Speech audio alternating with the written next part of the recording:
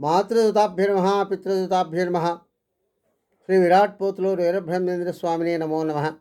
వీరబ్రహ్మేంద్ర స్వామి వారు అందరినీ కూడా ఆయు ఆరోగ్య ఐశ్వర్యాలు ఇచ్చి కాపాడని కోరుతున్నాం. తిరువూరు శేషమునేంద్ర ఆశ్రమం ప్రతిరోజు కూడా ఒక మంచి మాట చెప్పుకుంటున్నాం.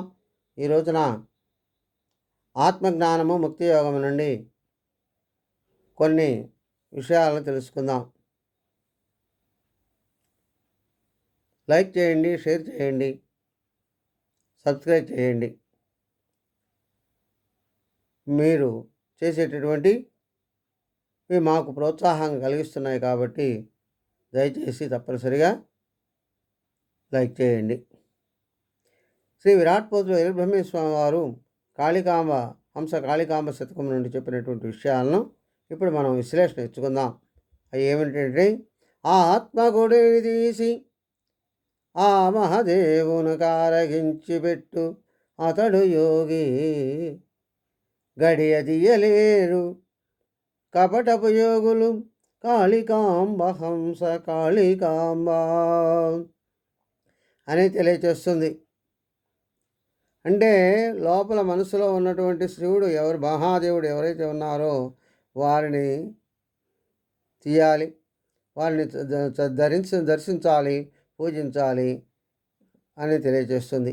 అతను యోగి అలా ఉండాలి. ఎలా ఉండాలి అంటే, నిజమైన యోగి జ్ఞానంతో యోగాన్ని, యోగాలతో జ్ఞానాన్ని పొందుతూ ఉంటారు. తాను దర్శించదలిచినటువంటి పరమాత్మను ఆత్మలో ప్రతిష్ఠించుకుంటూ ఉంటాడు. నిరంతరము తపస్సు చేస్తూ ఉంటాడు. ఆత్మలో తాను కట్టుకున్నటువంటి గుడిని ఆ పరమాత్మకు నైవేద్యంగా సమర్పించుకుంటూ ఉంటారు. మరి కొందరు యోగులు ఏం చేస్తుంటారు, కావాలనే యోగులందరూ కూడా యోగులుగా కావాలని కోరికతోటి యోగాన్ని అభ్యసిస్తూ ఉంటారు. వాటిలో వారికి ఉన్నటువంటి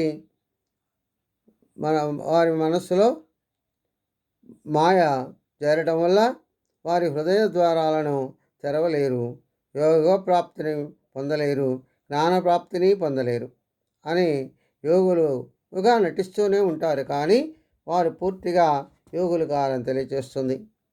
అదేవిధంగా ఇంకా ఏం చెప్తున్నాయంటే, జగతి యందు లేవు సప్త సముద్రములు తనువులో నగలవు తరచి చూడ ఉప్పు నీటి దందునొక్క సముద్రమే కాళికాంబ హంస కాళికాంబ అని తెలియజేస్తుంది.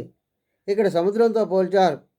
అంటే మన బయట బాహ్యంగా కనపడేటటువంటి సముద్రాలలో ఏ సముద్రంలో చూసినా ఉప్పు నీరే కనపడుతుంది. కానీ శాస్త్రాలలో సప్త సముద్రాలు ఉన్నాయి అని తెలియజేస్తుంది. ఆ సముద్రాలు ఏమిటి అంటే, ఒకటి రక్తము, వీర్యము, మూత్రము, లాలాజలము, కన్నీరు, చెమట రూపంలో 7 సముద్రాలు ఉన్నాయి. గమనించుకుంటే ఇవి తెలుసుకోవాలి ఏ విధంగా ఉన్నాయి అని. దేనికి అంటే, మన శరీరంలో ఈ 7 సముద్రాలు ఉన్నాయి. అవి ఏ విధంగా ఉన్నాయంటే, పాలు పుట్టినటువంటి శిశువునకు పాలు తల్లి ద్వారా వస్తాయి, అది పాల సముద్రము. అదేవిధంగా రక్తము, తిన్నటువంటి ఆహారం, జీర్ణమైనటువంటి ఆహారము రక్తంగా తయారవుతుంది, అది అది ఆ రక్తమైనటువంటి సముద్రము. అలాగే తిన్నటువంటి ఆహారం శక్తిని వీర్యం ద్వారా బయటకు వస్తుంది, అది వీర్య సముద్రము. తర్వాత చెడు మలినాలన్నీ వదిలిపెట్టడానికి మూత్రం ద్వారా వస్తుంది, అది మూత్రమైనటువంటి సముద్రము.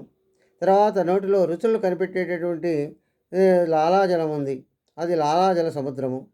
ప్రతిదానికి కూడా బాధపడేటటువంటి వారికి కన్నీరు వస్తుంది, ఆ కన్నీటికి సముద్రము. అదేవిధంగా ప్రతి శరీరంలోనూ కష్టపడ్డప్పుడు చెమట వస్తుంది, అది చెమట సముద్రము. ఈ 7 కూడా శరీరంలో ఉన్నాయని తెలియజేస్తుంది. కాబట్టి అవి గుర్తించాలి, గమనించుకొని సాధన చేస్తూ ఉండాలని తెలియజేస్తుంది.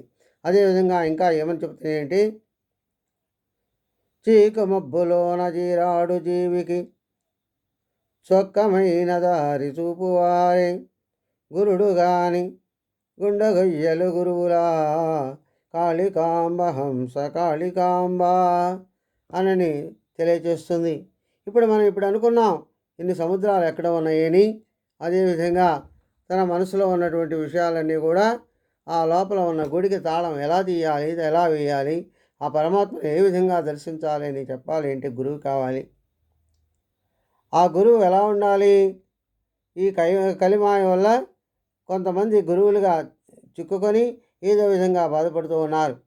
జీవన మార్గంలో చిక్కులు ఏర్పడిన సమస్యల చేత ఆ చీకటిలో చిక్కుకొని వాటి నుండి బయటపడలేక పరితపిస్తూ భగవంతుని చేరుకుంటున్న వారికి చక్కని శ్రేష్టమైన మార్గాన్ని చూపించేవారిగా వాడే నిజమైన మనిషి అని గురువు అని తెలియజేస్తుంది.